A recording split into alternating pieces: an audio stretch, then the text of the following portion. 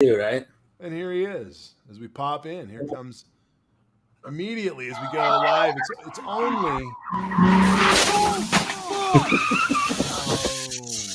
Yeah. Oh my god. First one spun out, second one crashed. This is Wichita, I guarantee it. This is Cars and Coffee Wichita. I can tell by the buildings. He saves it, but that's Cars and Coffee Wichita. I know it is. Watch this guy. I wasn't able to watch that. Okay. Watch this guy real quick. Watch this guy. We'll watch him twice because he's so bad. Watch this. Oh, he can't handle it.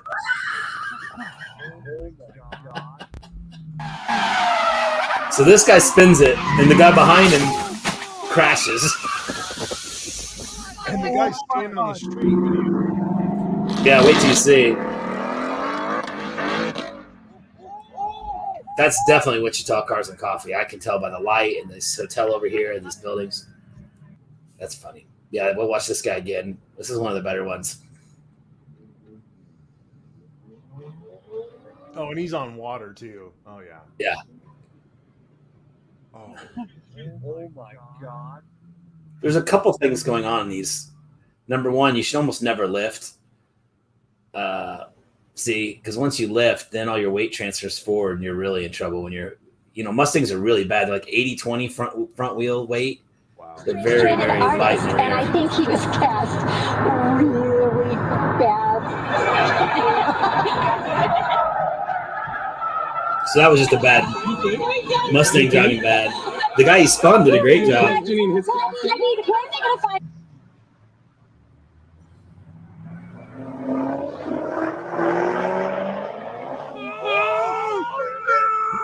Once he is up on that rubber, it's just on ice cream.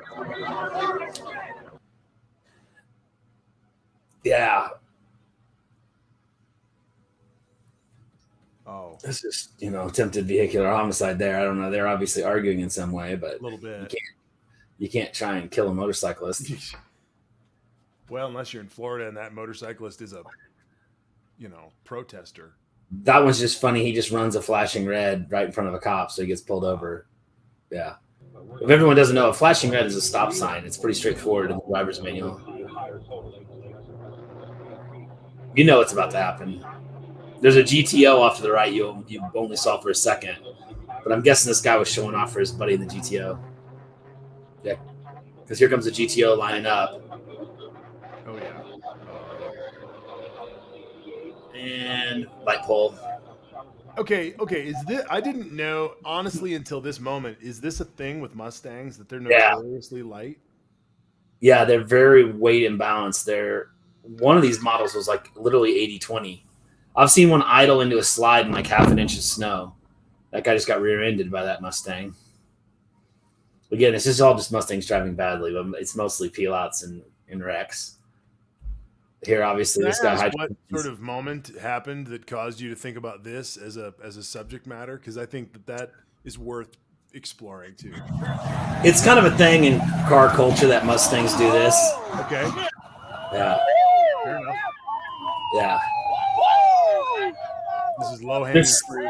There's several reasons, I think. One reason is the heavy weight imbalance, very front-end heavy.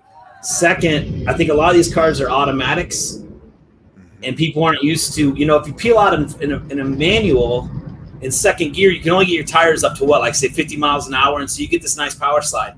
But when you do it in an automatic, it kicks up into third gear, and that causes a different situation where suddenly it's trying to grab. It's in some weird. You're in some sort of over torque situation. It's not pretty.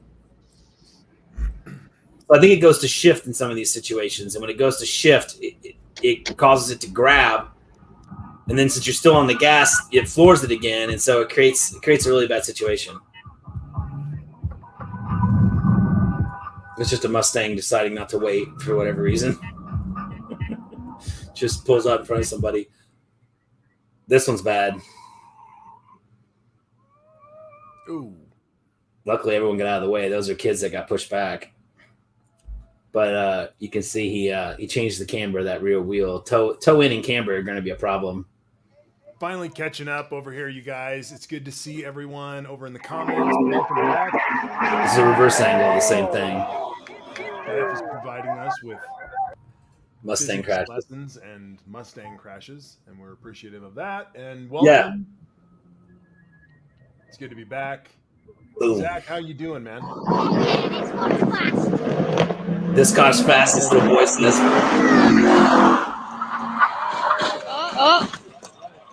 Yeah.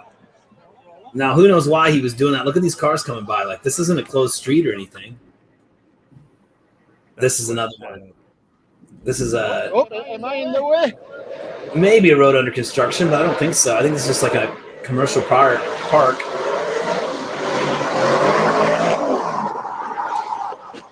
Oh. Fuck. Fuck. Idiot. Oh, He this had is a just long way he could have slowed down there. This is just an argument. We can save ourselves time on this one. She just gets out and yells at him. He yells back. We'll just skip that one. This is a classic. Oh shit! Yeah. Did you record that? Oh. That guy just hits that pickup truck for no apparent reason. I guess just didn't know where he was on the road. These guys are just cutting through traffic. We'll skip this one too. They just cut through traffic for like a minute. It's just stupid driving. They don't. I see that shit on the road on the way to Denver all the time, and it's just like you know, I do that on GTA when I'm playing Grand Theft Auto or something. You know, I drive like that, but that's why it's a video game. Yeah, and I mean, I've definitely driven too aggressively for the conditions before, but I've always had. I don't know, well set up car, good suspension, good tires, been in control. I've never gone just fishtailing through a crowd of cars. I mean, that's just completely irresponsible, obviously. Zach, it was fun to be back in California. My wife and I went out for a brief vacation, and we were in SoCal, and we were reminded of just how fast the motorcycles drive between the cars at full speed, just not even flinching. Late splitting. That's what I'm thinking about right now, actually. Yeah, as you're watching this, it's like, and then the guy goes. I don't know how those guys late split like that. I wouldn't have the guts. There's one I want to get to, and then we can go on. But that guy kisses the wall, and then he decides to peel out and again. I mean, he just hit the wall a second ago.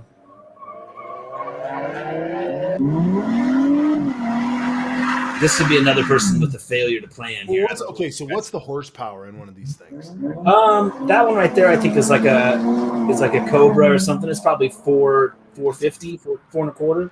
It's a lot of power for. It's too much for these guys. For a set of ice skates. Yeah, that's right. Well, and as you add, the classic story: two people add power and they never upgrade their brakes. That guy ate that curve pretty good. This one's epic. He manages to T-bar himself. Look what he did to that Mustang, man. That's it. That is totaled. He totaled his own car, man.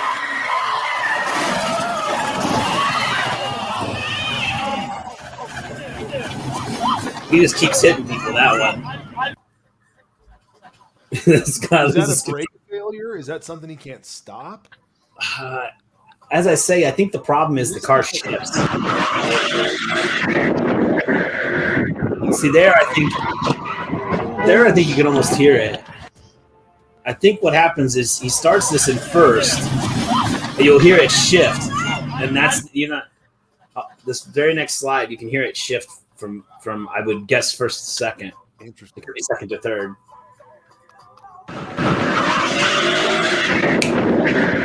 Hear it shift and then peel out again. So when it shifted him, it put him out of control, I think. But when it shifts, it's the way the computer is set up. It's gonna continue to accelerate through the shift no matter what. Yeah, it thinks you're turning off real time. It thinks you're doing 100 miles an hour, so it's gonna go. Okay, we need third, and when it gives you that third, and you're also still peeling out. It actually makes it worse because your tires that were spinning out at 30 miles an hour faster than they should have been, now they're peeling out at 50 miles an hour faster than they should be. And I think that's why you see, and then people feel it, and then they lift. And, of course, when you lift, you get all this weight transfer, and everything goes all sideways. Wow. Because in the front end of the car, that's normally 80% of the weight ends up being like 90% of the weight. So then the back end comes around. So a lot of bad things happen all at once. The rule is just don't try and peel out in a rear-wheel drive car. It's just never a great idea. And if you're gonna do it, go out somewhere where you can't hurt yourself. Go out in the country somewhere. Well, I appreciate you starting us out with this physics lesson and getting us back grounded into some of the dysfunction that's out on the roads, because I saw some when I was in California, but of course I see it all the time in Colorado as well. Everywhere you go, people are testing the limits, and 40,000 people died last year, even in 2020 on our roads, which is just an impressive number of death. It's pretty consistent, actually. 40,000 in the U.S.? Yeah. I just looked it up while we were going. I thought you meant in Colorado. I was like, wow, that's a lot of people. As a nation, we lost 40,000 people due to traffic accidents last Well, year. there are certain situations too. My dad told this story once. Now imagine this one. He owned an 86 MR2, which was the first year of the MR2. If you don't remember, that was a car that looked a little bit like a Pontiac Fiero, even though technically the Fiero was actually an answer to the MR2. But anyway, he was in this 86 MR2, which is a mid-engine car, driving in Illinois, which is dead, flat, straight, very boring driving. And he just gets sort of the glimmer of something in the lane, and he changes lanes. And it was the rear axles of a tractor trailer by themselves sitting in the right lane on the interstate. Those have no reflectors, nothing, because they're meant to be attached to a trailer. And he gets about a half a mile down the road, and there's a tractor trailer without its back axle. He said the trailer's flat on the ground and just bent like a cigarette up to the tractor. Somehow the brakes locked up and came out the back of the trailer. So, you think about those back axles of the trailer. I mean, that's probably what? 2,000, 2,500 pounds, just that rear axle sit there. No lights, dead black, middle of the night. I mean, it's just the bit of perception he had to see it and move. I was in North Dakota, and we came up over a little rise, and we were getting ready to dip back into a little valley. And between us and the other side of the hill, the stripes disappeared for a second. And I noticed it kind of bobbed, and I'm like, is that heat? What's going on? It was a black cow coming straight down the center line of the highway. And, a cow is what? 1,500, 2,000 pound animal. You don't want to hit that doing 60. That's bad. So there's a lot of situations I've seen that are just, I had a guy coming at me in my lane one time, 2-lane highway. Passing was a full size Ford pickup truck coming at me in my lane. And I just casually, without thinking, went onto the shoulder. He came by in my lane, and I just went back into my lane. And I realized, man, I was that close. If I hadn't just rolled onto the shoulder, it was nicely a hard shoulder. Rolled on his shoulder casually and come back. If I hadn't thought to do that, or if he'd gone to do it, same thing, and we met on the shoulder, it was a Honda Civic. Wouldn't have been good. Head on, him doing 80, me doing 70. So yeah, there's a million ways to die on the road. So Zach, you got your driver's license yet, or what you doing? No. Honestly, I just walk everywhere. For you. That was your ad for getting your driver's license. Death everywhere. It's no joke. I could tell you other situations. I was at the back of a line going real slow down the interstate. We had just gone under a bridge in construction. We're doing like 30. And I've been idling along. So I realized I didn't have my foot on my brake. And I look back, and there's a tractor trailer hauling cars come bearing down on me fast. And I realize he doesn't know I'm going slow because I'm past a bridge. He has no perspective of my motion. So I start pumping my brakes to flash my taillights. And I see that tractor roll forward and start sort of shaking as he's giving it full brakes. And he stops 4 car lengths behind me. If I hadn't noticed that he was bearing down on me, it would have taken him another 3 seconds to see, and he would have hit me still doing 40, weighing. One of the driving skills that I've come, I think we've all come to develop since the rise of cell phones in driving is I watch the person in my rearview mirror and their activity on their cell phone, whether or not they're checking their texts or not, as I'm braking, as a habit all the time. And I give myself more room because I expect them to be someone to be on the backside, not paying attention to what's going on. It happens more often than I like. And I feel like so many times I save myself from a rear ender because they're not watching. Yeah. And you just choose not to turn left or something. You just stay straight because you know they're going to rear end you. Or, you find your avenue to be like, if I have to, I'm going over there. And you just have to think ahead because, when I haven't had one in a long time, but I did have a motorcycle at one time. And when you go through the training, they talk about the fact that, 200 yards down the road, you can fit behind a pencil. No matter how big you are as a person, you're that small, that far down the road. So defensive driving.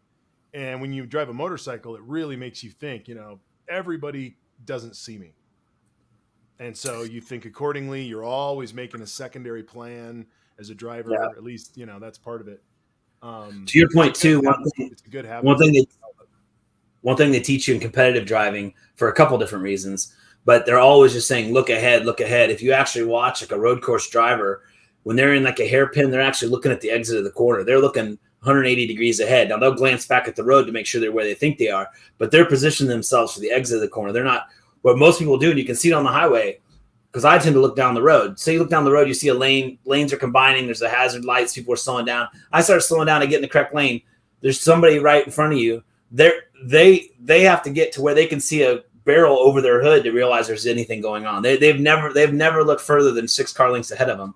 And so all of a sudden they're panicking, freaking out, diving in front of you because they, people think they're being rude. I think 90% of those people just didn't see anything until that barrel was almost getting hit by their car. And then they're like, oh, we got to merge, And then now they're in an emergency situation that I had anticipated for 40 seconds because people drive right off the top of their hood, and that's a big mistake. The other thing with cell phones I see a lot more of, I know I'm seeing at least 10, 15 times what we used to ever see, is lane departures. You're driving down the highway, tractor trailers, cars, whatever, out here it gets spread out. I-70 out here, you can drive 2 miles without passing a car, maybe getting a little wolf pack and you're in, say, 10 cars, and you get through that and, you can see a mile to the next little wolf pack of cars. Like it gets spread out.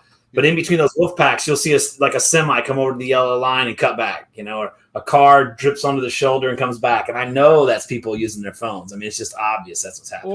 Or a person in a car who gets up to the cab of the semi and doesn't recognize there are 3 people trying to get around. It's windy as hell. Get by the semi and then, take care of business. Yeah, it's a crazy time. Traffic laws are really critical to, moving people around, but they're also foundational to understanding human activity as well. Definitely. It's very interesting. Zach, are you working on driving? Are you putting it off? Or I'm putting it set you up for success here tonight. Right. I'm putting it off. I don't really need a car right now. I don't really need it.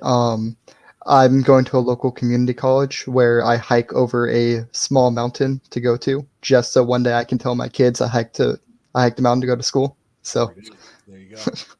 Uphill both ways. Congratulations. Right. Yeah. Driving, it's interesting. I mean, will you one day drive when you're financially ready and all that sort of thing? It's not something you're opposed to, or I'll drive. I mean, eventually. I live in a really compact area, right? So there's a possibility that I won't necessarily need to for a while. A while meaning 4 or 5 years after this point. So I'm gonna end up driving, but it might be a bit.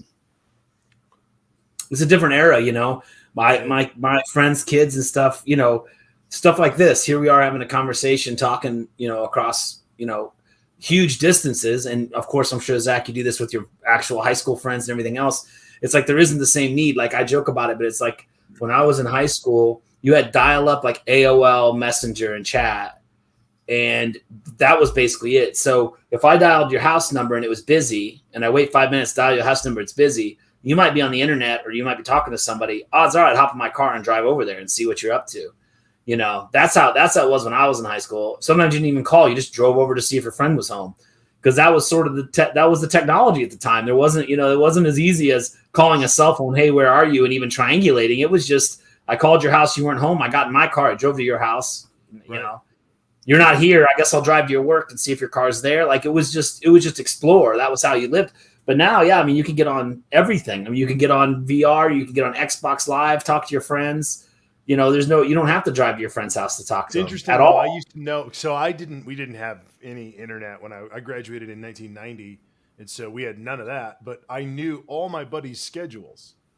I would know when one of my buddies worked at whatever place on the Tuesday, and that his car would be there. Oh, dude, he's over there. Let's go see him. And so I knew my buddies' schedules, whereas now I'm more connected to people, but I don't know their schedules. Because you don't need to, because you can just message them. Hey, you want to go get a beer? And they're like, no, I'm working till 8. Done. I remember the big change. Like I was leaving work in like '01, and like being able to like message my 3 or 4 friends, hey, you want to grab a beer? You want to grab a beer? You want to grab a beer? And before I even got home, I redirect to wherever I'm meeting him to get a beer. I was like, this is awesome. This is like a whole new world, you know, instead of, you know, a year, 2 years earlier, it was like you were starting to coordinate on Tuesday. Hey, where do you want to meet for beers after work? Because like Marty's saying, like you had to know schedules and you had to plan ahead. It was just the way it was. And when you didn't know what to do, you went to the area where people hung out. That's right. You're like, let me see what's going on tonight, and you drove to that area, and they're, oh yeah, those guys are here, and you just go shoot or whatever. This will blow Zach's mind. My family, you know, you go to the mall. Okay, we're gonna meet right back here in 2 hours, which I've got 1:30, so 3:30 right here in front of these fountains, because there was no way to contact each other while you were in the mall. I mean, if you didn't come back to that meeting point at the prescribed time, I mean, it was wait another 10 minutes, start paging. I mean, there was no paging overhead. I mean, there was no, you know, now it's like you go to a mall, no one's got a plan. Everyone just splits up, and at some point people are like, you guys ready to go? And someone's like, give me 5 more. And, you know, anyway, it's just well, if people even go to a mall though, right? Yeah, well, we actually have a very successful mall near me in Wichita. There's still some successful malls, but they're few and far between. But I hate to pick on the younger generation all the time, because I think every generation thought the next generation is going to blow it.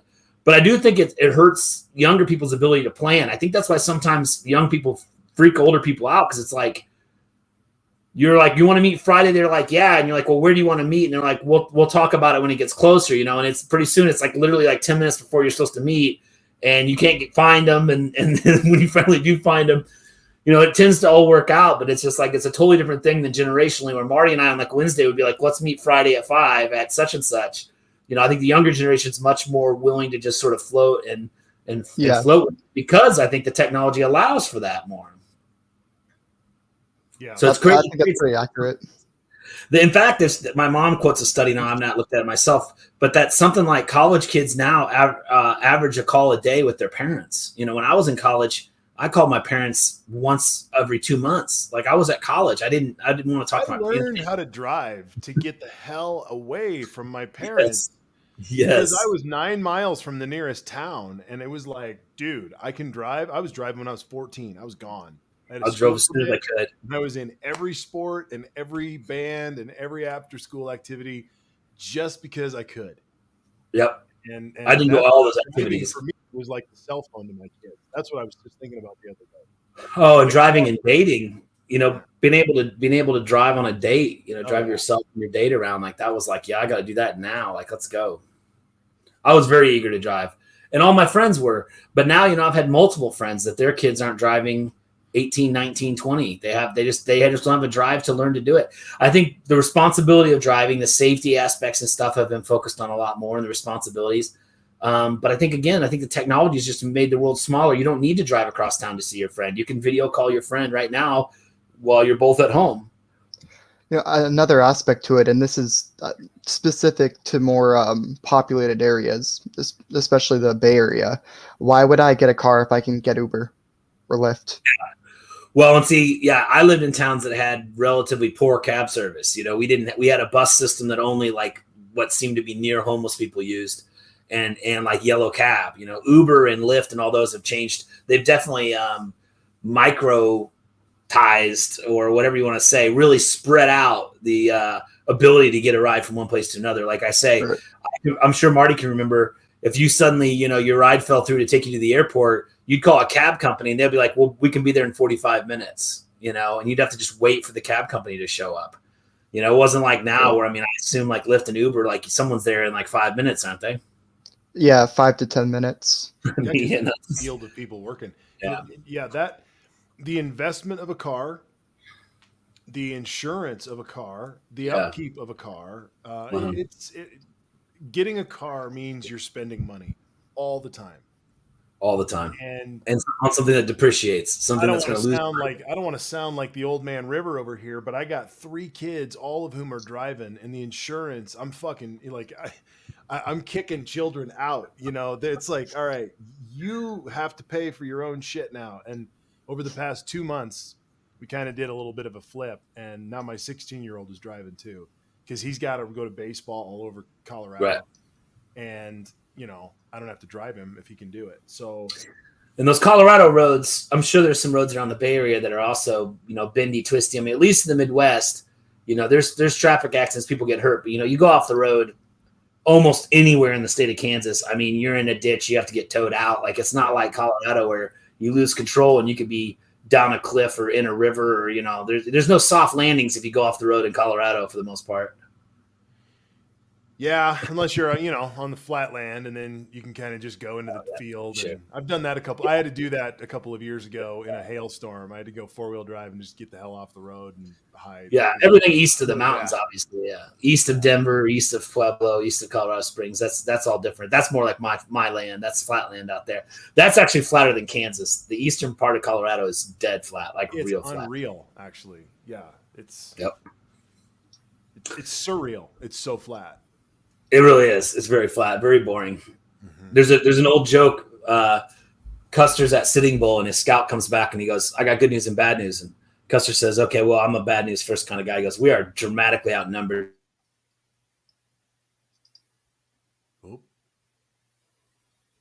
Oh, Jeff froze this time. Wasn't me. Froze? Okay, so we're outnumbered. We're gonna die. You got that part? Okay. Okay, we're outnumbered. We're gonna die. Custer's like, "Oh, that's the worst possible news. I wasn't expecting that. Oh no, So he's like lamenting, and he kind of comes to grips with that. He's like, "Okay, what's the good news?" And he goes, "We don't have to ride back across Kansas." Yeah, it's over. Yeah. He left Fort Riley to go do that, which is sort of in the middle east of Kansas. Wow. So yeah, at least he didn't have to ride back to Fort Riley. I've been doing, Jeff, you bring it up. I've been doing some research and some study, which is sort of a consistent thing. But we've,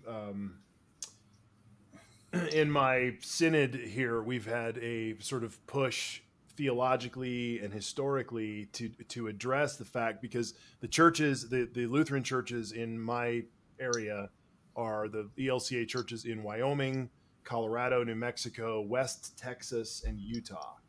And so all of them are in lands that are native lands. And we have been dealing with for about 3 or 4 years the doctrine of discovery, which was from Pope Pius 15 something, which gave the colonialists in virtually every Catholic nation the ability to claim land for the church. And so that's one of the ways colonialism began initially, and then that spread into some of the feudal systems where they were able to take it. And the United States has even had some of those, you take it for us and we get it. And that's really that whole doctrine of discovery. And so to lean into that, it really forces, at first it's like, oh, are we really going down this road? Another avenue of social justice for me to feel bad about. But in essence, what it was several years ago for me was an eye-opening experience about how this core imperialistic doctrine is still with us every single day. And I had a great birthday conversation with a buddy of mine yesterday who was really, upset about being a white guy in America who just feels like the only thing that we ever get called is racist and bigoted and white supremacist, and it's all bad and all of this. And I was, I said to him, I go, there's a lot to that, but I understand the fact that you feel shitty about it. You don't like it because it doesn't feel good.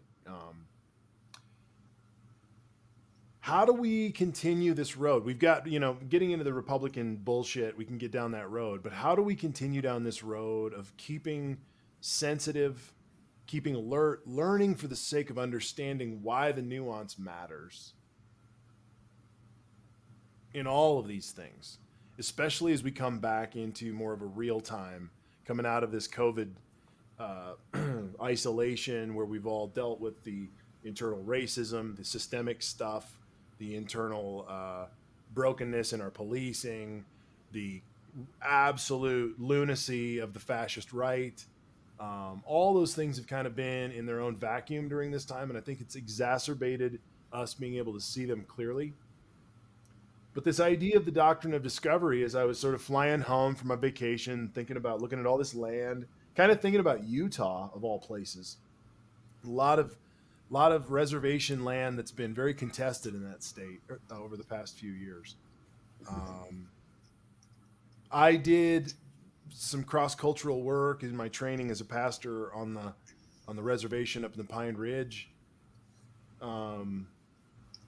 It was amazing to work with those folks, to work with those kids. I worked in the middle school, and the middle school kids called me Custer, which I thought was funny and harsh and true. Yeah.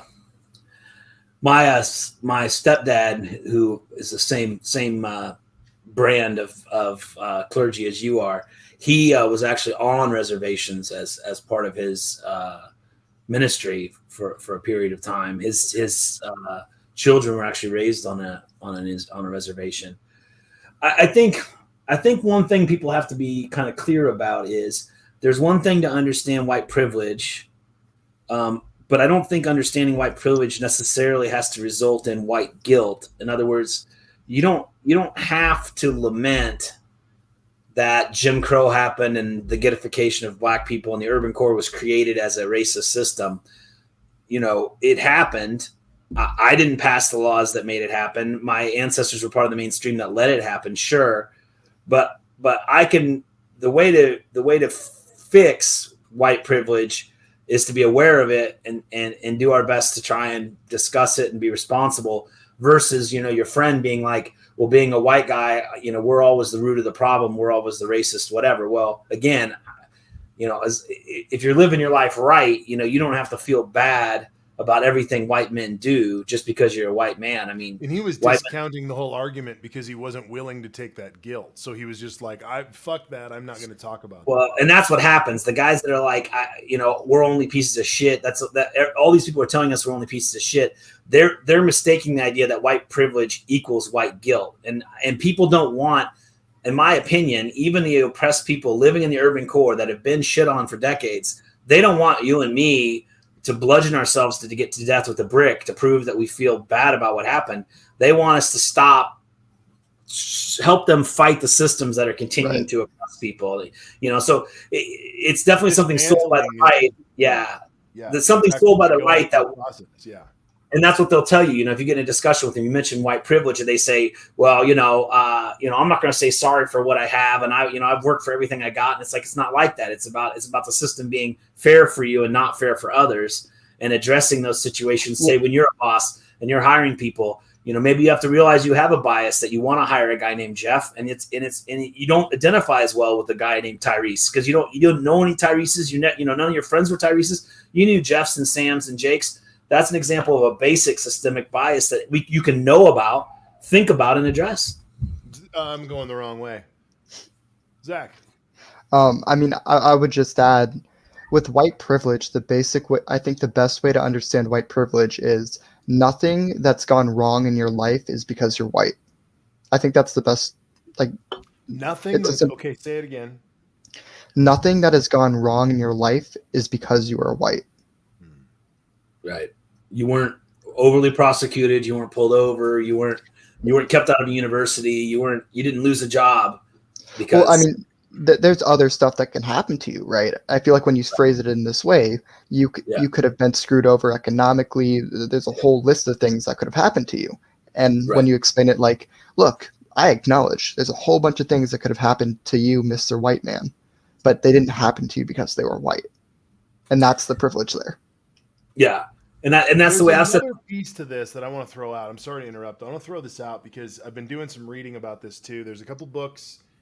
One of them is called White Trash, and it is a discussion. It's an economic discussion about the fact that America has always been a caste system, and that the idea of whiteness sort of challenges what you just said, Zach, in the sense that there has always been a need in American white culture for a group of people who are low class, and they stay there and they relish in it, and it's a place, and they often live with the dream that they're going to be able to get out of it. It's almost like the Trump supporters who believe that somehow if they just loved him enough, somehow their adoration would turn into a job or some sort of a cash prize or something. There's not a logical lineage to it, but it's like a 400-year American historical economic study of the underclass in white culture and the middle and upper class of white culture. And then when you get into even the concept of the invention of the middle class, coming out of the 1880s and some of the richer families who were looking around between the 1880s into the 1930s. And finally, you get Roosevelt, who puts in place something that they've talked about for a long time, which is the development of a real middle class. We went from an agricultural system to an industrialized system, and we didn't quite know how to do it. And to keep a middle class meant to keep peace and prosperity. Now we're at a point where the middle class is the only real tax base. And they're just punched the shit out of the whole time. That's right. Well, the wealthy don't pay their way. And there's a lot of Americans of all races who have just sunk into a place of being like, I can't make that much anyway. So I'm going to make just enough to live. We have a cheap food policy. The place where this is really going to catch us, and it's already doing it, is in this housing market boom, where all of a sudden, and we're already seeing, homeless cities all over. It's only going to get worse potentially if the price of housing continues to go up and wages don't go up. You just can't sustain it. Makes sense to me. And that's where we are right now. We're in a housing shortage, and prices are out of control of, goods and services and all this. And Welcome to California. welcome to California, man. I was just there. I love it, but it's also like, holy shit, everything is stressed to the max. Yeah. Yeah, I mean, I understand the economic potential downfalls for people leaving the state, but I feel like a potential side effect is if people are leaving the state, maybe the housing markets in California slightly ease up. I know that's kind of a fool's dream for the big cities because there's always going to be demand to live in the San Francisco, Oakland area, for the LA area, San Diego area, but maybe for the slightly farther out surrounding areas, the housing demand might cheapen up there. Zach, do you know according to what I was looking at this weekend in California, I was there, the hottest housing market in the country is? In California or in the whole country? In California, yes. Do you know the town? I'm guessing it's I forget the name of it. It's like middle south in the valley. Fresno. Yeah, Fresno. It's Fresno. Fresno. Yeah. Mm. Fresno's a nice little town in the middle of the valley, but it's always been just a hot place. For some reason, all I hear about lately is Sacramento. It just seems like I hear Sacramento. Yeah. It seems like Sacramento's booming too. I'm sure it is. It's a great little town. I lived there for 5 years. It's a great place. I visited. I spent like a week there. It was lovely. It is a place full of allergies, though, because there's so many flowers and so many almond trees around and walnut trees, and it's just one of those things. But anyway, it's a nice city, but they don't deserve the Sacramento Kings. We don't even have. You know how far I have to go to see pro basketball? I have to go to Oklahoma City to see professional basketball. Right. That's you deserve the Sacramento Kings more than Sacramento deserves them. Yeah. Fresno is dead boring. It's like, yeah, if you like to watch the stars and probably drag race cars on Saturday night. Oh, that sounds fun. Not Mustangs though. Those just kill people. All right. Do you got a drag racer? I have that 04 STI we talk about sometimes. It's not really a drag racer. It's more of a road course type car, but it's a hot rod. It's fun. Hell yeah, man. Yeah, it's fun. And my Flex isn't bad. My Flex is a twin turbo 3.5 liter V6. Oh wow. 4,000 pounds with 370 horsepower, something like that. With a few modifications, it could be as fast as a Mustang. Wow. And it's all-wheel drive, so it doesn't do the spinny thing like Mustangs do. Balanced out perfectly. Oh yeah, weight balance is nice. It handles really well. You'd be surprised. Flexes are ugly, but man, especially with the twin turbo V6 3.5 liter EcoBoost, it goes. You punch it goes. I surprise people sometimes. Bye says his dad back in the 60s bought land in a place called California City, which is still out there, but it didn't get finished. That's too bad. It was one of those promised lands.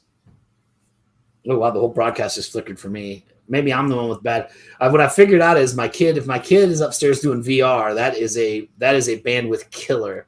The amount of information being moved back and forth across that thing, I think, He's upstairs taking on Darth Vader, and that's that's worthy. I think she's playing Rec Room, so she's playing like paintball or dodgeball or something. Yeah. All right. Well, I do have a political story if we want to. Let's get into it. Gosh, it's we been want to get onto good something. To talk about cars and Anyone who follows me on Twitter knows that Representative Clyde got on my S list because he's the one. The clip will be here. He said some really dumb things, so I think we should just hang him out for a second. They can apparently erase someone's memory. Case in point, Congressman Clyde last week declared the insurrectionists were harmless tourists. There was no insurrection, and to call it an insurrection, in my opinion, is a bold-faced lie. Watching the TV footage of those who entered the Capitol and walked through Statuary Hall showed people in an orderly fashion staying between the stanchions and ropes taking videos and pictures. If you didn't know the TV footage was a video from January the 6th, you would actually think it was a normal tourist visit. Normal tourist visit. Now, on Friday night, photographer Tom Williams. I think I know what the echo is. Give me a second. Was it echoing for you, Zach? Yeah, that's why I muted myself. Wanted to make sure it wasn't me. I'm gonna share without audio. What I think I'm doing is I was sharing audio and streaming the audio around the side, which is what was causing the problem. Let's try this again. I'm gonna back up just a couple seconds. This should kill the echo.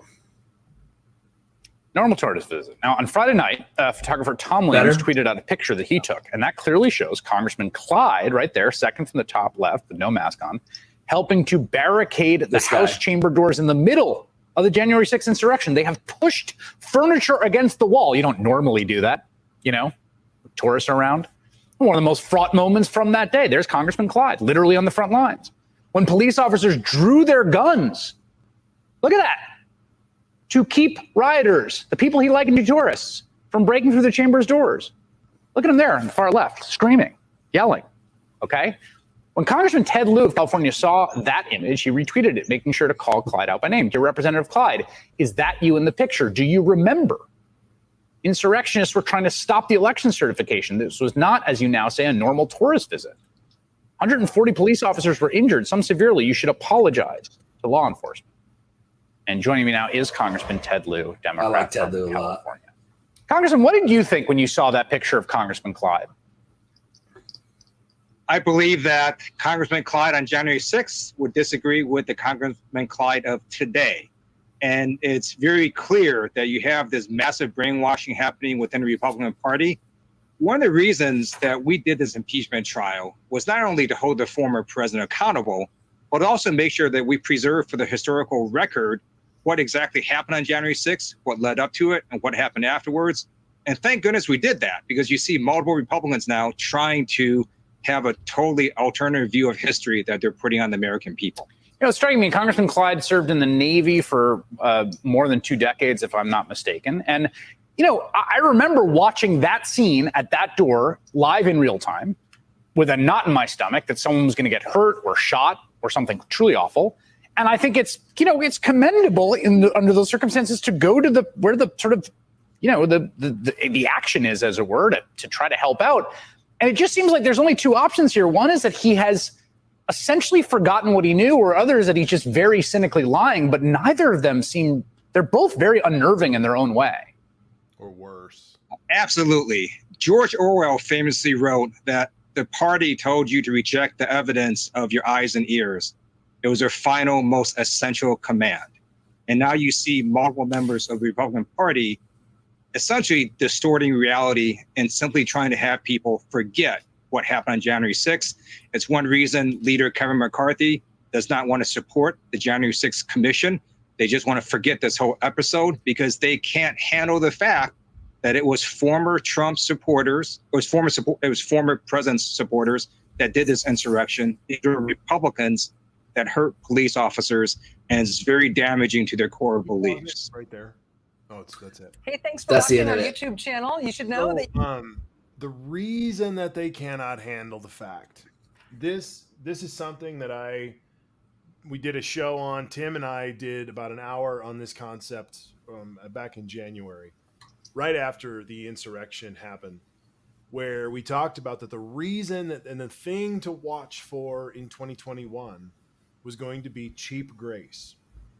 That is a term that was coined by Dietrich Bonhoeffer as he discussed why the righteous Gentiles of the Holocaust were able to just sort of go along with Hitler. How were all these good church-going folk able to go along with the Holocaust? Critical question. The way it happened over and over and over again was a cheap forgiveness, a cheap use of Christianity, a cheap use of evangelical work, where everybody was just like, you know what? It was a bad day. Things have changed. Right. Let's move on. The NFL uses that a lot. When some guy beats up his girlfriend and then all of a sudden he gets a new contract or whatever, they're like, you know, we're playing for the next week. It's a philosophy. It's part of evangelical America. It's part of how this enabling is going to continue to happen. It's how the fascists have gotten here and how they're going to get so much worse. And we have to recognize right now that we're 530 whatever days away from an election to deal with fascism. Sorry, my pollen is about to make me sneeze, so I'm going to take a second. Yeah. You know, I've been very critical of Liz Cheney and critical of people who support Liz Cheney, but I think one of the good things that, came of her breaking with the Republican leadership was she allowed the Democrats to focus on doing what I want us to do and move forward, while also having someone keep pinpointing the light on the insurrection. So I think in that aspect, I'm a little worried about where we go forward. I think that it's important to really hold them accountable, but we also need to do it in a way where we're holding them accountable, but we're not putting all of our energy into this and we ignore, moving forward. So I'm with I guess you. That's my one praise of Liz Cheney. If we miss the larger political thing, the next most important vote is the vote for Congress. Everything else we get done between now and then will be undone if they take over Congress. So HR 1 becomes most important, forcing, some of these voter rights acts and civil rights legislation. I mean, we're really, as I'm thinking about it, we're 530 days away from real trouble. And I'm feeling like we have to start talking about it that way. Did you hear the semi update on HR 1 and Joe Manchin? No. So Joe Manchin hasn't formally come out against HR 1 because that's more or less political suicide, but he has gone in a way where he is putting the filibuster over HR 1, and he's saying he would rather come up with a previous kind of civil rights deal and try to get bipartisan support. And he's been able to get the one and only Susan Collins. So he's gotten one vote from the Republican side on his bipartisan effort. So clearly that's going to solve everything.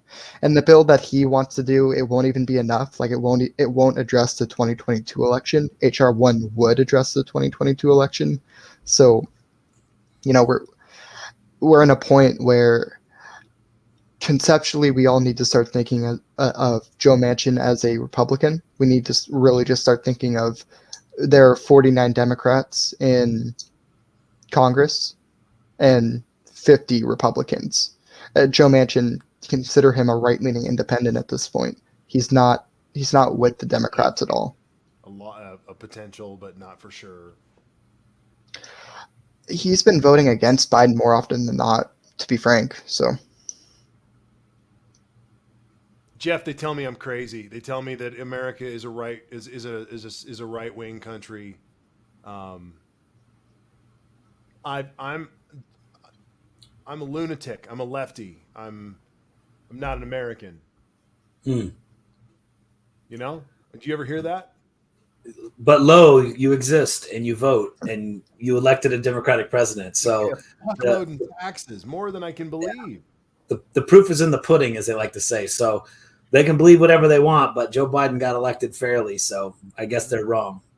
Well, or at least a right leaning electorate couldn't handle Donald Trump enough that they leaned left enough to get him out. One of the two.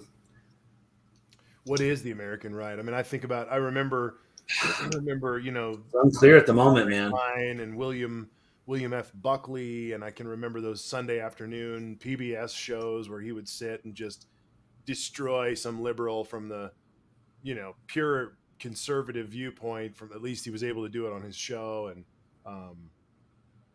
you know, spark the Rush Limbaughs and spark the Grover Norquists who are out there being pure about fiscal spending and small government. And then all of a sudden, it's become something so very different. Liz Cheney tries to stop it. Mitt Romney says, wait a minute, this isn't what I got into. It's not a conservative party. It's a very rabidly, let's change America kind of party. Yes and no.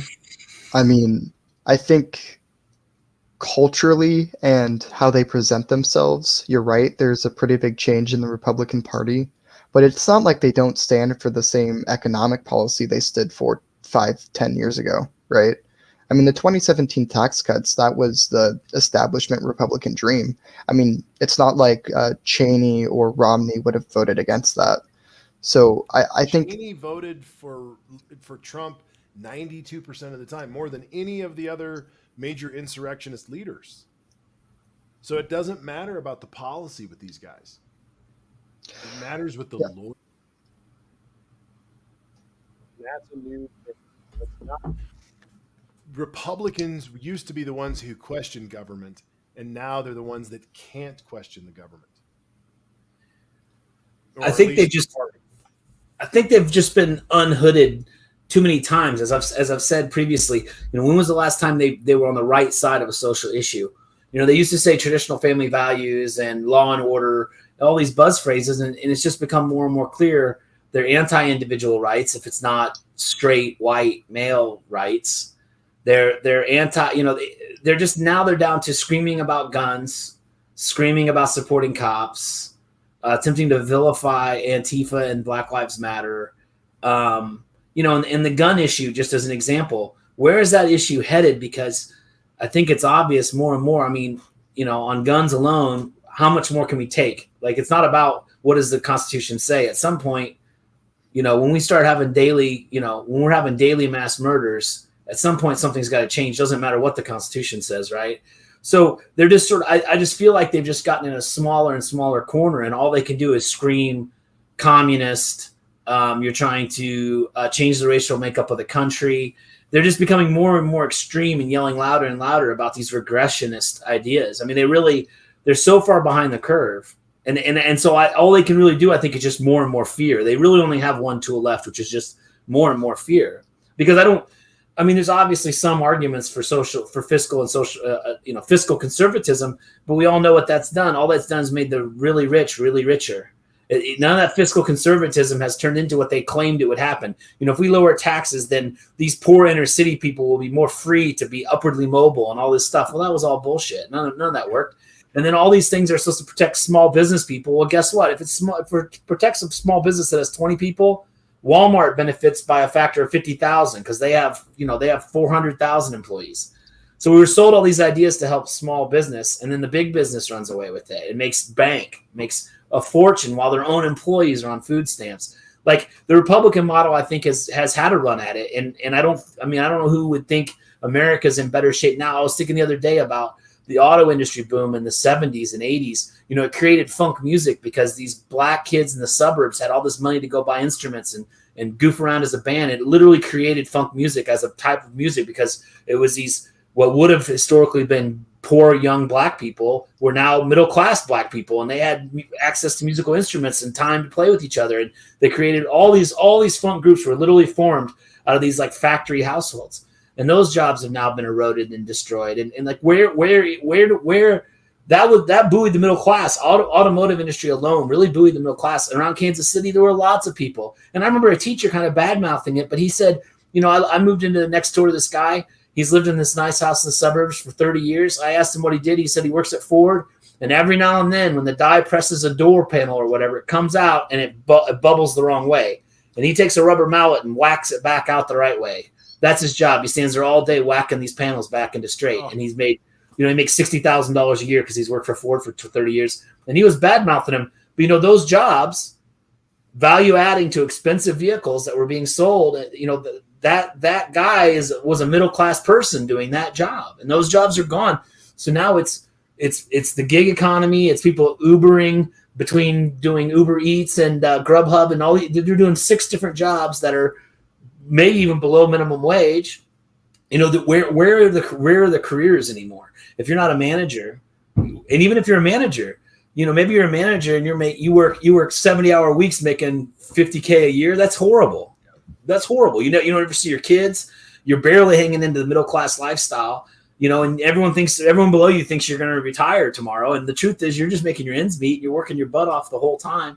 I mean, the super rich are just running away with it. So what are the Republicans? It's like, what do they have left? It's all this identity politics, this Red Scare, as if anyone should be falling for Red Scare anymore. No one wants to be communists. We're all just trying to figure out how to make everyone able to feed themselves. And I'm sorry, when we talk about stuff like raising the minimum wage, I've said it for years, what better way to stimulate the economy than give the poorest people more money? Because poor people need the money. They're already in debt. They're not going to just shove the money in their pockets and stall the economy. You give a poor person $10,000 more a year, they're going to spend all of it because they're already spending everything they have just to try and keep their heads above water. It's already spent.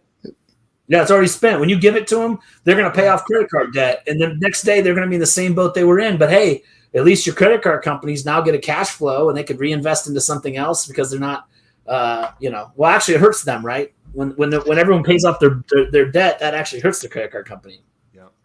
Is that a bad thing though? No, it's not a bad thing to me. They just need to keep.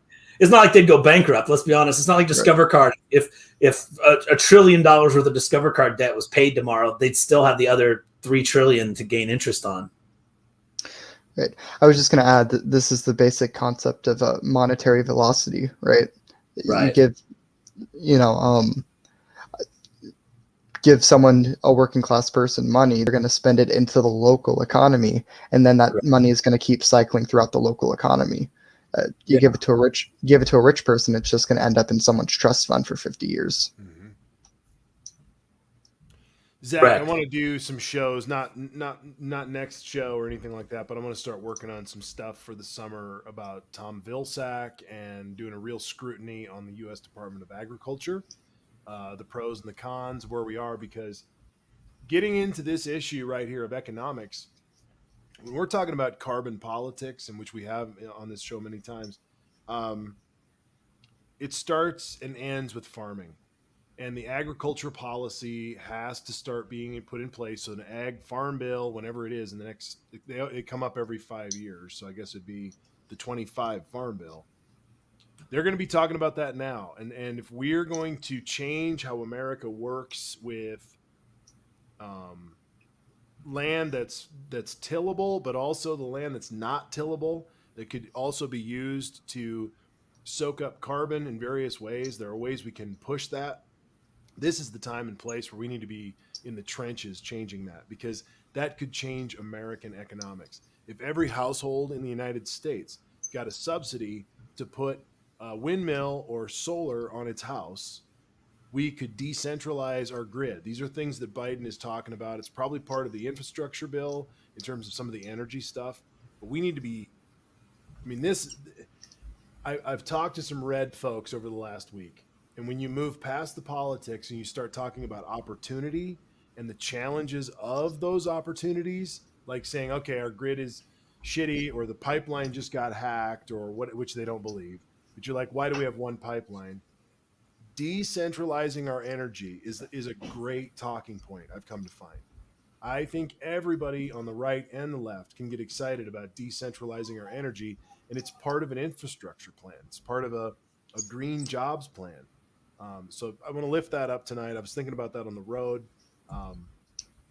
Zach, I'm sure you got things to say about the green and the ag and all of that. So, Yeah, I guess from the very start of this show, I think from the episode we did on the cabinet secretaries, and anyone who's watching, you should go check that out. Vilsack was on my shit list. Yep. Yeah. Yeah, Vilsack was one of my top 3. I've always thought he's a problem. I continue to think he's a problem. I expect over the next 4 years he's going to be a problem. You don't end up in the corporate lobbying industry on behalf of big dairy and then turn around and go back into government and then everything's good. You know, like he specifically lobbied against antitrust. So that, you know, so when we're thinking about this going forward, I have big concerns over Vilsack, and I've said them before, and I think we're going to see some of this play out over the next 4 years. And I've also already we did another episode on the infrastructure bill, which once again people should go and check out. I listed my concerns there. It's not big enough. Just point blank, it's not big enough to address the problems that our country has. So it's all great to talk about, but we need to be putting more money into it. And I am getting more and more concerned when Biden is frankly wasting his time talking to the Republicans. Yep. They're not going to give any good faith effort. They're not going to give you a good faith deal. It's historically the time in this first summer of a presidency where we start to see the secretaries begin to flex their muscle. They've gotten into their cabinet. They've looked around. They've started initiatives. And now coming into the first summer is often when you start to see, I expect to see a lot of Pete Buttigieg this summer. I expect to see, those kind of people that came along for the ride. Deb Haaland. I'm trying to think of the energy. She talked the other day. I can't remember her name right now. Michigan.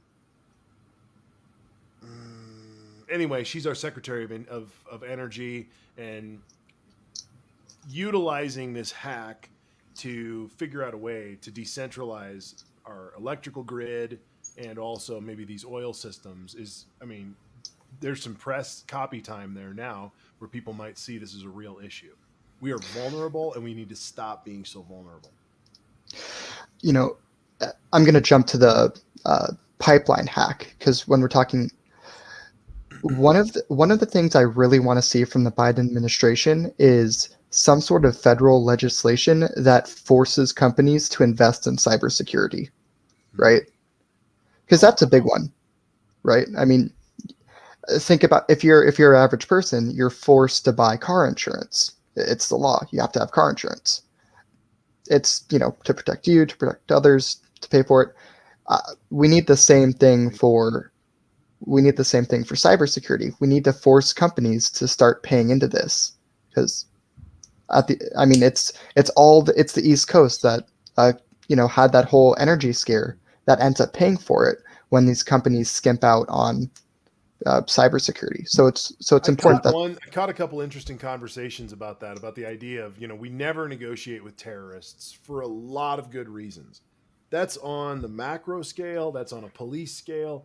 That's on a management scale. If you have a person working in your company and they're just acting like a terrorist and demanding shit and causing a problem, you don't negotiate with them. The rules for everybody apply, and they will either comply or they can't fit.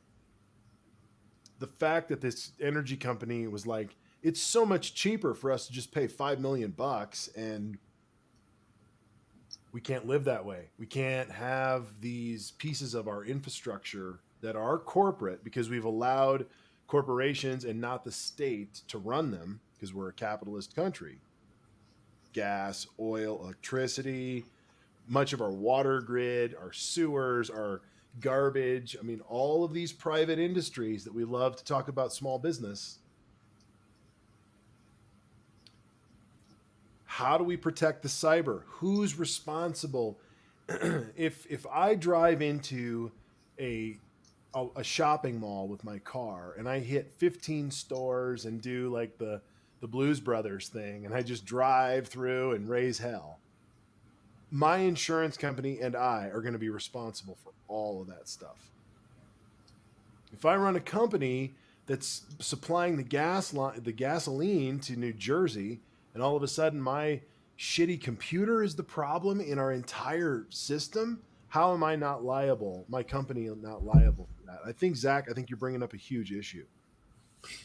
Yeah, I mean, you cannot have these companies just out there negotiating with terrorists because they're not ready for those decisions. Right. Should they pay the taxpayers back that were affected by their fuel shortage? Like, not only did you not have enough cybersecurity, you paid the blackmailers. Maybe they should be cutting a check to every citizen in the area of the country they supply fuel to for $50 for the inconvenience of having an oil shortage. International crimes against the State Department in doing this. Like, these are the conversations that aren't really happening right now that need to start happening, because if Russia or Iran or anyone else is really coming at us, they'll blow us up with these internal conflicts. You know, so this is something, because I have such an amazing life. I went back and watched a lot of the previous presidential debates, like starting from 2000 all the way, just because I wanted to see what was actually happening, because I've only lived through the 2020 presidential debates, like actually watched them. Mm-hmm. And so for a big part of the past 20 years, as you guys probably know, was energy independence, right? That was a huge talking point of a goal. And we've why we fought wars.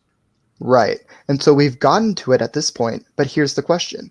If some Russian cyber hacker group can come in and shut down our fuel lines, are we really energy independent? Right. Correct. That's right. Right. That's exactly right, because we're all still built on a system where these corporate interests and these corporate infrastructure pieces, like a pipeline, they're built from a system when we were not energy independent. And so to decentralize makes us a powerful country, but we're not there yet right now. And Joe, like you said, isn't able to get the money. And I think energy independent is a bit, if I'm not mistaken, that's sort of a GDP type discussion. In other words, we export, we pull up out of wells the equivalent of what we burn through all of our usage, but I believe we still sell crude, and I don't know. It's not, in other words, obviously you can't shut off the shipping and America just runs on its own. We still have a lot of international trade to make the independence. It's more like a zero net GDP of oil versus actual, like, real independence, in my opinion, the way I understand our energy independence. Well, I mean, we could have real, true independence if we got off oil, right?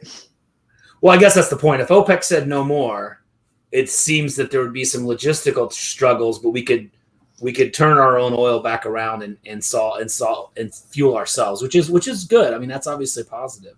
So I've never been to Palm Springs, California before, and we went on this trip, and because it was cheap, because we're coming out of COVID, and I was able to buy tickets for almost nothing, and it was a great little trip. But you fly into this place in the middle of the Southern California Valley, and the one thing that's there as you come in is one of the most giant fields of windmills I've ever seen in my life.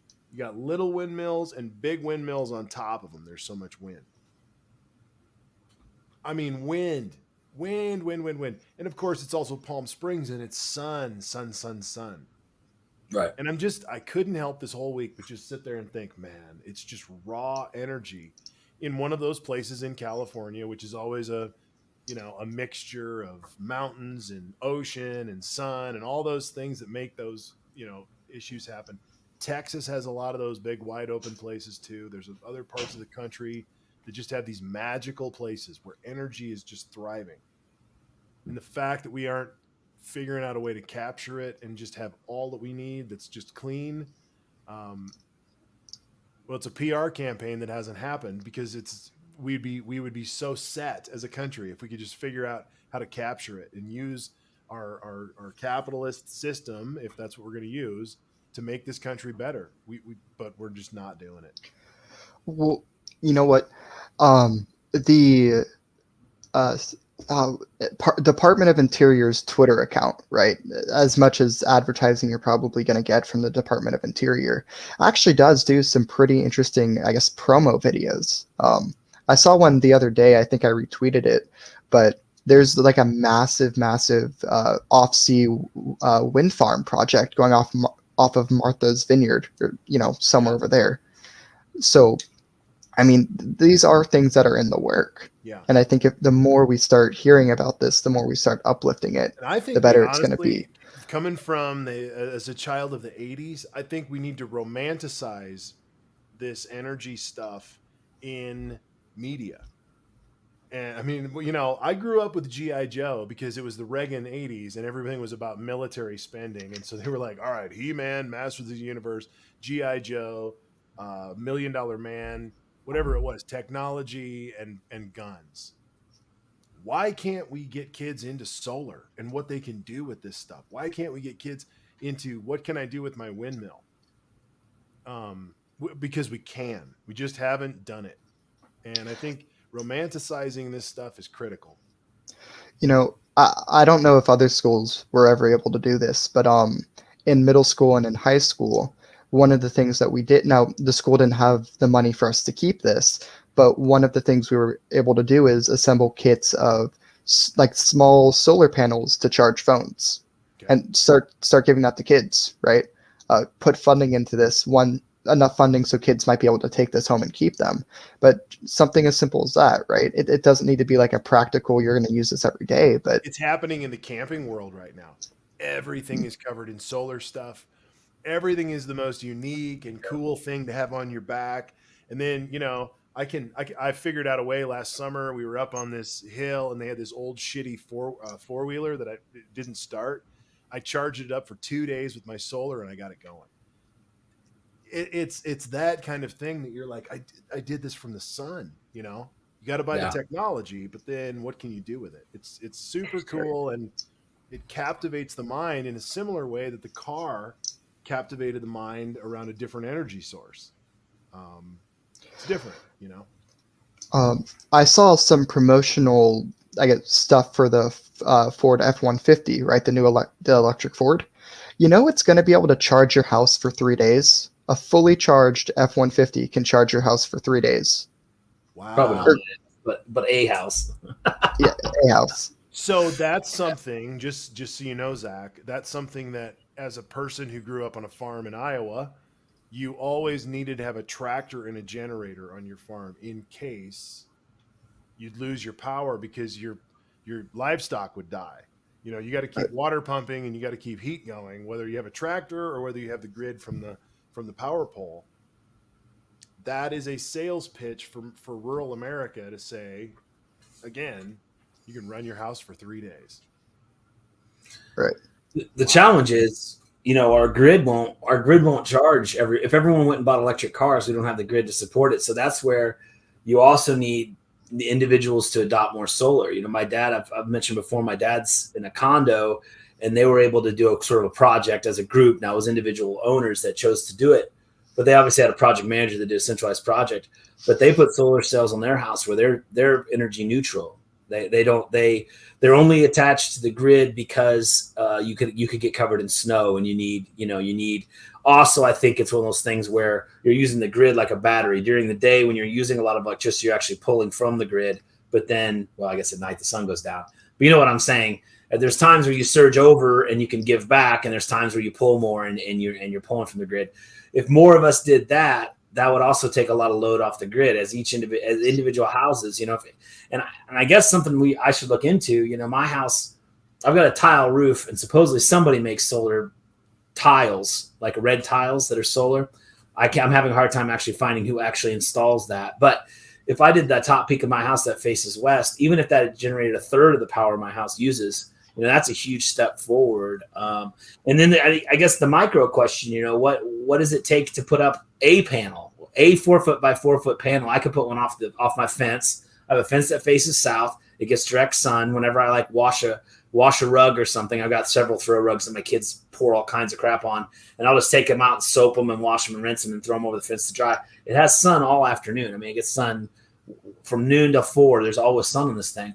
What does a 4x4 solar panel generate? Does that generate enough to be worth it? Or is that only, what I'm using to charge my cell phones? Is that 5% of the power my house uses? Should we all be doing even that, even if it's only 5%? If it costs you $1,000 to set it up and it saves you $2,000 a year, why wouldn't we be doing it? So there's a lot of things I think we all need to be focusing on. I think most cities don't allow you to put up windmills. When I was a kid, I remember those 3-foot windmills. I'm sure Marty does. Looked about like a ceiling fan, and you'd see them up around houses here and there. What does that generate? And is it, do we just need to change zoning so we can all put one of those up? Because around here it's windy on pretty much all day every day. And I understand this. The wind farm. The wind farm is one solution, but keep in mind the wind farm or large solar fields, those all have to go through the grid. Whereas if you're making power at your house, you don't have to deal with any of the transmission energies and losses. You lose a lot of energy across transmission. My 2 cents on that. Zach. Right. So this is where I guess I'm somewhat questioning the full frontal approach of decentralization. Thinking of there are certain parts of the country that are going to do better with green energy and certain parts of the country that aren't going to be able to produce it in the same way. And even if we wanted to expand this to things that passed green energy, if we're going to think about water, right? A good example is California.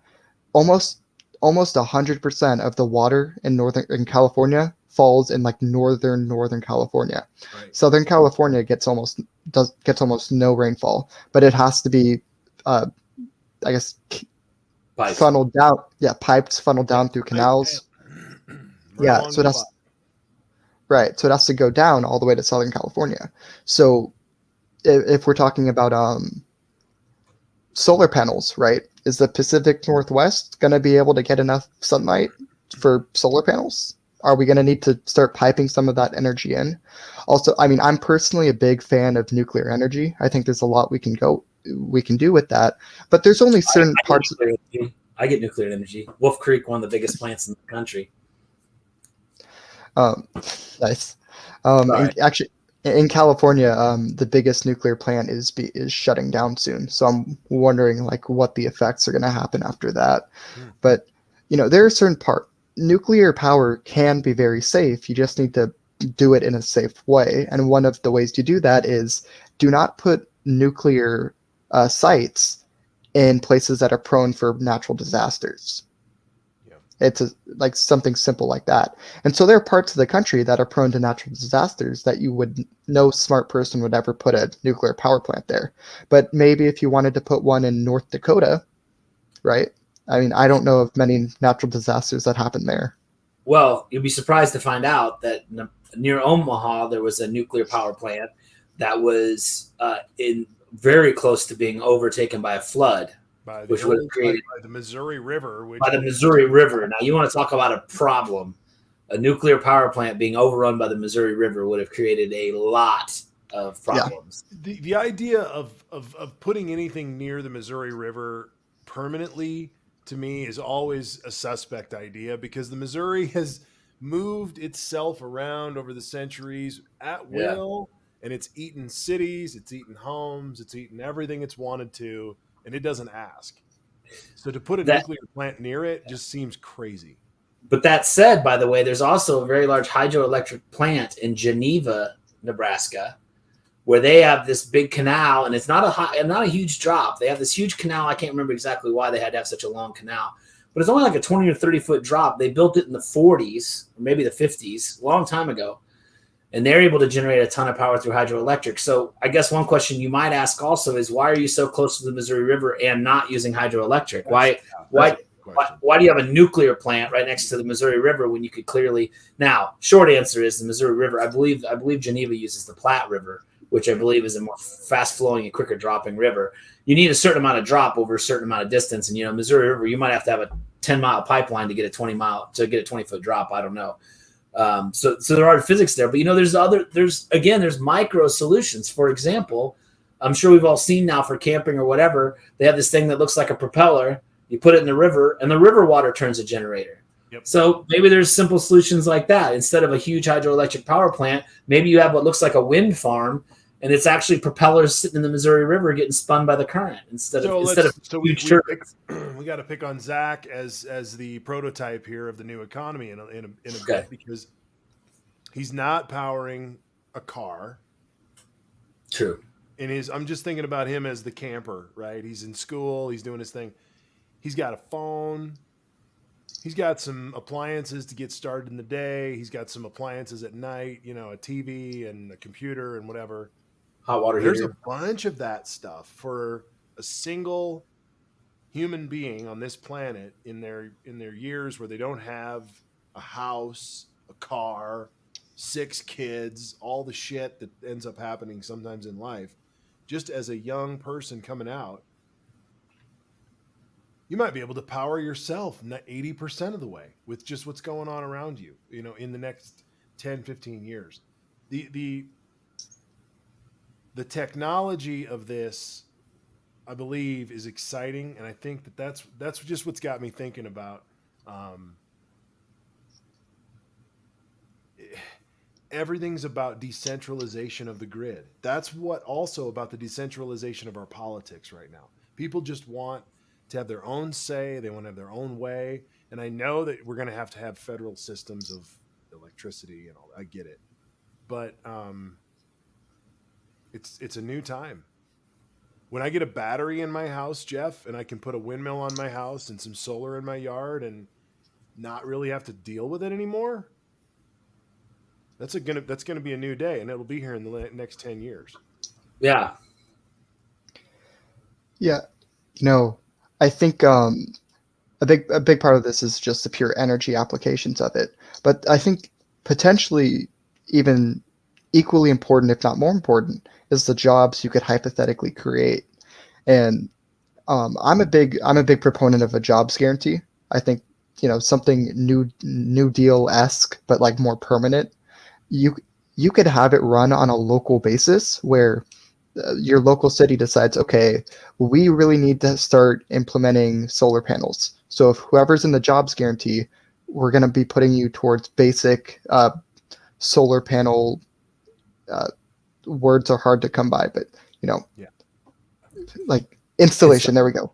Installation, right? Yeah. So things like that. We need this. Then you go to a different city, and it's okay. We need you to start building EV charging ports. We need you to start changing up our grid. We need you to help with the hydroelectric dam, just some of the basic aspects of it, And of course, you're going to need the actual more educated people who understand like advanced engineering and all that crap to facilitate this. But there's so much that I think the average American can kind of put forth into creating the green economy, because I think, Jeff, as you said, our current grid can't really support this. So we need to create jobs to build a grid that can. And I think that's where the big opportunity is. And if you want to kill the Republican Party, you do a plan that makes the Democrats so popular, no one looks at the Republicans ever again. And so back to your watching of the debates, why not capitalize on the messaging of energy independence as we're talking about the Green New Deal? Why not, right? I mean... Yep. I think that's where you were going with that originally, but I think it's a messaging piece that it's sexy. It is. Right. What I get really confused by the way, was like my power company sent out, they had this Facebook post, they're like, buy a solar panel in our solar farm for blankety blank dollars and some future rebates and all this other stuff. I'm like, if the solar panel makes sense on an ROI, you don't need me to invest in your solar field. Just go build it. It was the strangest thing. Why aren't our power companies trying to install windmills on our houses and solar panels on our houses? Why aren't they saying how? I mean, here's the piece. We'll put the panel up, and once you've paid for the power that it's generated, the install cost worth of power.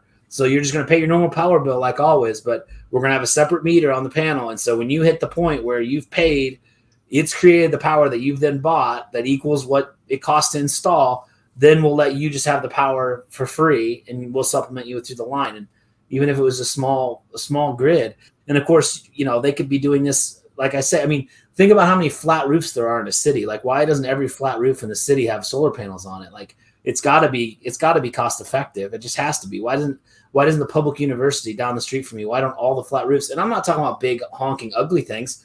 there's something that looks like a folding table, right? That's a solar panel that you turn to the south and it generates blank power, and you put 50 of them up there. They're all 4 feet tall. They don't have to like break up the skyline. But why doesn't every flat roof have 50 of these solar panels on it? I mean, why wouldn't you? Weigh them down why aren't we naming that as an issue and as a goal? I thought about that too as I was looking at these giant wind farms. I was like, well, underneath them seems like it should be the solar. Like just in one area, they could just be soaking up all this energy. Right. Because those things have a huge base. Yeah. Those things have a huge base. If they just put solar over the base, those bases are like half the height of the tower is the radius of the concrete pad that's like 15 feet thick or something. Like those things are not a spike. They are like a driveway basketball goal. They have a flat concrete massive base that holds that post up. They're not on a pier. They're on a big flat massive saucer. So crazy. It's amazing. So much wind. But so you have all that, you have that big flat saucer area you can't farm or anything. Like why doesn't that have some solar panels on it? I mean, why wouldn't it? Yep. Again, at least on the south half where it's not going to be in the shadow of the pole. And Bye says it. Just think if the politicians took this serious, and we're armchair here. We're just thinking about it out loud, but the potential is there, and we fight wars, and we have $1 trillion-ish budget every year for military, so that we can make sure that we have our energy. That's why we have the military. It's got to be an ROI issue. Yeah, it's got to be an ROI issue. The reason we don't all have solar panels everywhere is it must take you 10, 15 years to pay for it, or else we'd all have them everywhere, wouldn't we? So my father, who he's retired now, but he used to work for PG&E, which is Pacific Gas. It's the big energy company for California. He's been saying to me that it takes about 10 years to break even if you get solar panels. So if that answers your question, Jeff. But again, even if it does take 10 years to break even, and the average person owns their home for 7 years or whatever, I think is the average, leaving a house with a 70% paid for solar system, you know what I mean? I mean, like, think about how valuable that is to people. You'd think that would just be right. Yeah. I mean, in that ROI. Yeah. There was a guy who I saw a TikTok who said that, people think that they're becoming environmentally, whatever, when they get a Tesla, and that it actually takes, because of the strip mining for the battery and the way that they put the Tesla together, you're really not environmentally ahead with a brand new Tesla until 7 years. Just after all the energy and all the spending. Interesting. And I think that's part of the shift of the green is we have, okay, well, if I'm going to buy a new Tesla, maybe I'm going to have it for 15 years. But those last 8 years I'm going to be ahead, and that's worth something to the environment. And at least at this point, one day maybe we'll be pulling plastic out of the ocean to make the fiberglass for that Tesla. And one day we won't have to strip mine for the batteries somehow. I don't know. But at this point, we're doing our best to turn. Or we're full of shit and we're lying to ourselves and we're buying a new Tesla every 3 years and we're just filling the, I don't know. There's a whole bunch of this. It's new thing. I don't know the numbers, but I would assume that very few Teslas have ever been retired. I assume that most of the Teslas built are still operating, except for the ones that have been wrecked. In other words, you might get a new Tesla every 3 years, but your used Tesla is going to stay on the road until the wheels fall off, I would hope. Sure, that makes sense. Yeah. So as long as you're not, as long as people aren't literally crushing Teslas because everyone's buying new ones. I mean, as long as the used Tesla market stays up, because the Tesla Roadster, the original one, I mean, came out like in the 90s. Not assume that those things are still rolling around. I would hope.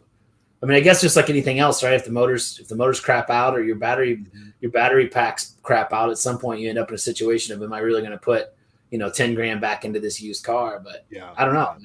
I don't have any firsthand knowledge, but as long as the cars are designed to run for, say, 20 years, then if it's a 7-year payback, I would think you'd get it back over the whole.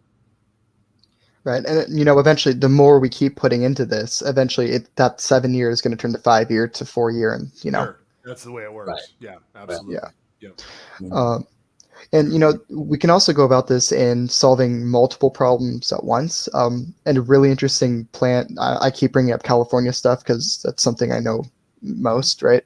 That you need. So there are big canals that ship water from the NorCal to SoCal, and one of the problems with when you have these large open air canals is evaporation. It's just a simple problem. Yep. So one of the proposed solutions is you cover the canals with solar panels all the way down, and so you are. That's a great idea. So you're stopping the evaporation. It's public land. It's public. Well, right. And you're not having to disturb undisturbed land. Right. I don't know if it's public land, but it's there's an easement for it. You can access it and build on it as the utility company. Right. It's a good idea. And another point, this is just spitballing. We already have easements for the power lines that behind our houses. I mean, if the electric company wanted to come through and put a 4x4 panel on top of every power pole in the city, I doubt that we could fight it if we wanted to. So that's, again, now a lot of places have underground power, but in my neighborhood, we have above ground power. So there's places for that. And again, I don't think you'd even want to do it that way. It's a lot simpler to just find somebody's farm and cover it in solar panels. I mean, and do that, do 50 1 mile squares or whatever it takes, just go out and start putting down cells. I mean, I just don't know why we're not, again, it has to be the ROI. I mean, the answer is, and of course the risk. So let's say it's a 10-year ROI on a cell that should last for 25 years, but there's a 50-50 chance you'll get a hailstorm that'll destroy them all. It's also the on-ramp. It's also the corporate or not corporate, the marketing connection. It's how do I do it? Is it John Deere or International? Is it Ford or Chevy? And Americans need to have a brand on it. They need to know, so if I buy the Tesla battery next summer, I can put 2 Tesla solar panels on. 3 years from now, when I want to invest in my new deck, I can put a Tesla. I'm just making this up. Right. I can put their 2 windmills on. They've got those addendum pieces. I can put those other solar things out in the yard. Like if I can buy pieces and parts as a homeowner to a solar and energy thing, that's, you know what I'm saying? All of a sudden now I can build my own transformer, my own house, my own. Right. Freedom. Like, cause I'm decently smart at things, but like, I have no idea how you would input power into my power system. Right. It comes off the pole. It goes down into my breaker box and out through my house. But if you had if a company branded that and made it sexy and easy, you're going to have it. You're going to have people buying it. You're going to have people investing in this much this year, this much next year.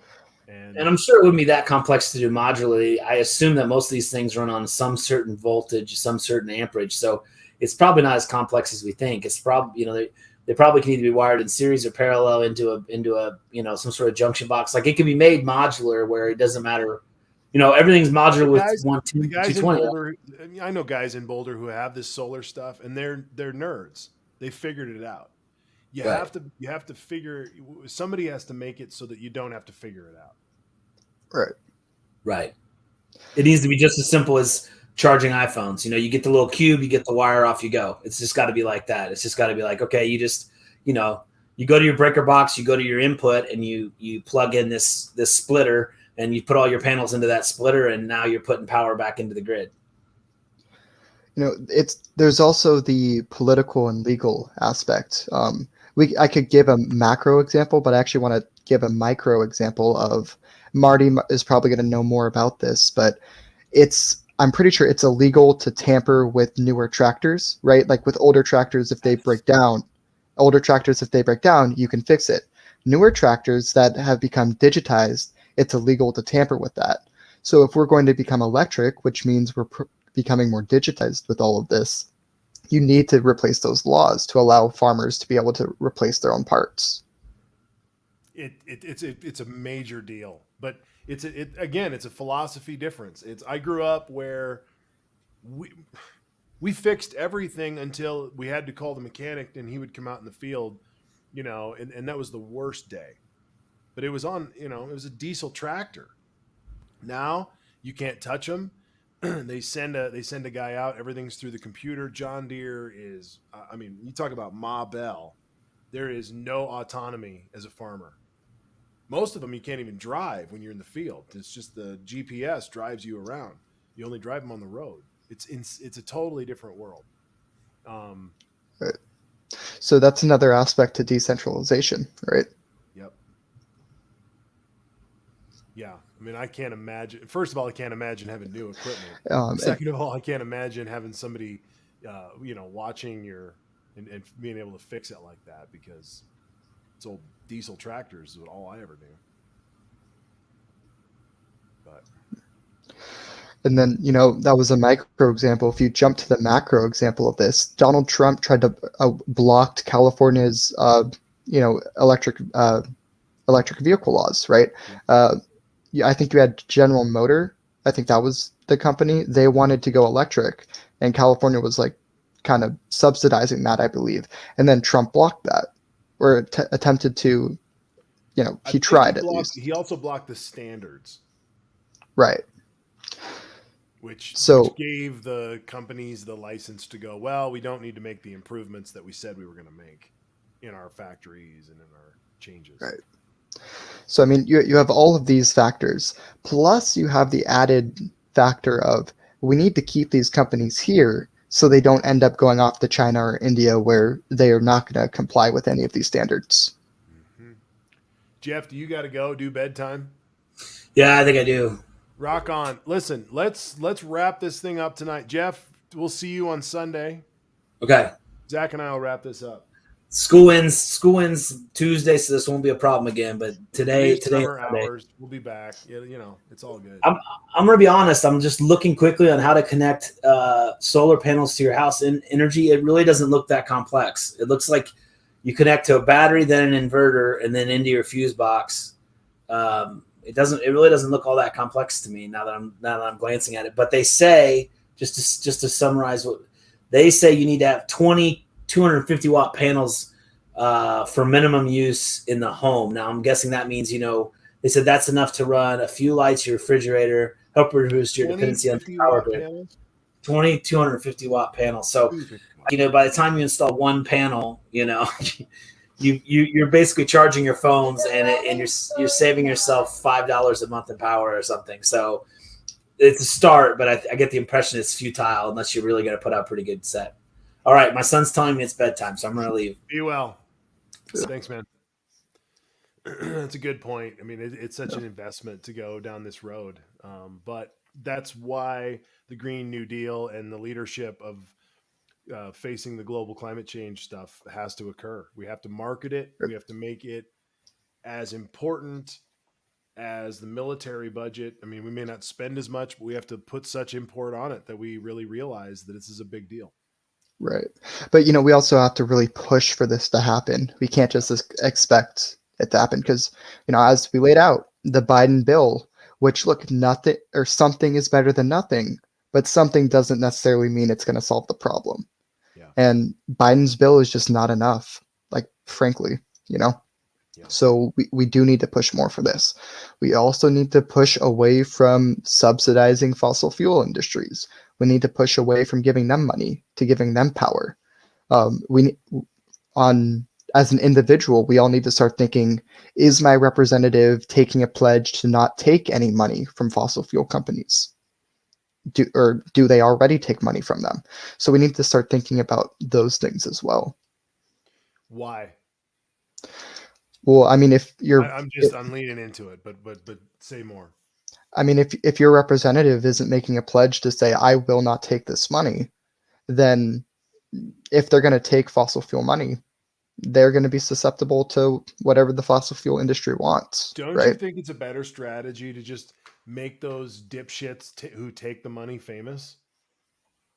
I mean, as a lefty guy, isn't it better you assume that they're criminals and that they're, I mean, you're just kind of making it up, but that it's corrupt. When you're dealing with fossil fuel money, you're not free to think.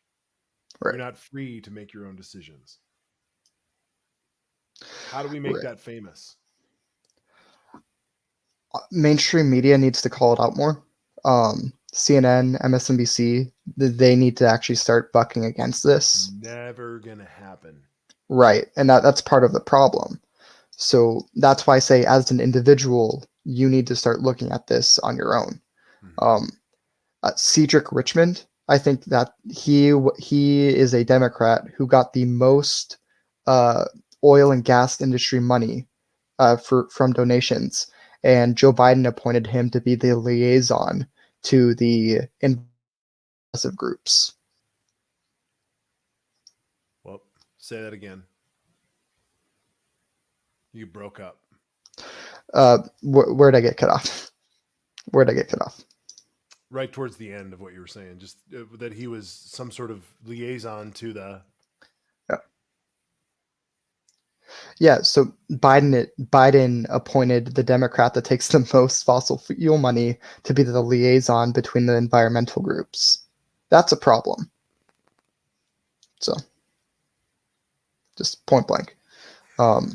These are all things we're going to need to be looking at, and change can really only happen if you be accountable for your own side. Because, I love to bash on the Republicans. We can bash on them all day long. Sure. But they don't really give a shit what we say, right? Yeah. The Democrats that we put into office do care what we say. Yeah, and yeah. I don't want to go down another road to kind of make my point, but we do need to begin scrutinizing Biden in ways that are profound, because, and not necessarily from a further progressive side, but from the side of, what's your process, man? So right now, I am going to say it as he gets into this Israel thing. Right now, they're saying that Joe trusts his instinct on how to handle it. I don't. Right. So we're in this place of I'm okay trusting a leader's instinct. I'm okay personally. I'm maybe I'm a sucker, but I'm okay trusting. You put a person in office to play the board of chess that's before them. So in some ways, I very much do trust Joe Biden. But I need to see the process right now. I need to see the calculus of how he's making the decisions he's making, because in the situation in Israel, in the situation with the Green New Deal and Manchin, who I know he's had him into his office, it's all right now sort of old school secret backroom shit. I need to start seeing the process in a public. I don't know if that's cabinet members in Congress doing a public hearings about how we're going to make these decisions, but we're going to get into trouble really quick if it's just on internal lever pulling, because a lot of people hate Pelosi for that very same reason. A lot of people hate Pelosi on both sides for just that. She's a secret deal maker. And Joe he's been a deal maker, but he's never had to be a secret deal maker, at least in my experience of Joe. But I don't want to start seeing that, Yeah, for sure. It's also a electoral liability, right? Because you need the entire coalition to get there. And if you're doing behind the scenes stuff, if you're not at least being open about this, you're going to lose part of the left. They're not going to jump ship to the Republicans, but they might jump ship to not caring about politics. And we can't have that. Exactly. The apathy will end it, because we just won't get the votes. Right. Yeah. Apathy is always our biggest political and legitimizing issue. It's easier for people to say fuck it for almost no reason than it is for them to stick with it in this culture. It's just the way it goes. And, I think it would be better served to have more of a separate episode for the topic of, let's say, Israel and Palestine. But that is big among, but that's big among the left right now. And the left is pissed, really pissed. I've had my critiques of Biden, but I think up until this point, I would say I approve of the Biden administration. After this, if you were to poll me, I would say I disapprove of the Biden administration. This is just he handled it from the lefty perspective. he handled this in such a terrible way that it's put lefties off. And I'm not saying he can't. Do we want to put this on the top of the chart for Sunday? I think for timeliness, right? To be fresh on that because it's going to be tight and it's going to be huge, and I'd love to have some research on it because, man, I mean, and I'd love to see where we are by Sunday. Right. I don't know if you saw the news, but there was a ceasefire today, so at least hopefully. Okay. Well, there's going to be a ceasefire. There is a ceasefire, so hopefully we will see a pause to the death and destruction that's been happening. And I see Tang down there. When we talk about it next episode, I actually do hope we can bring up the more center left, maybe even center right perspective of Israel, because I don't want this to be purely one-sided. And I think someone like Tang, her point of view matters, and it should be put up as well. I only brought up the left.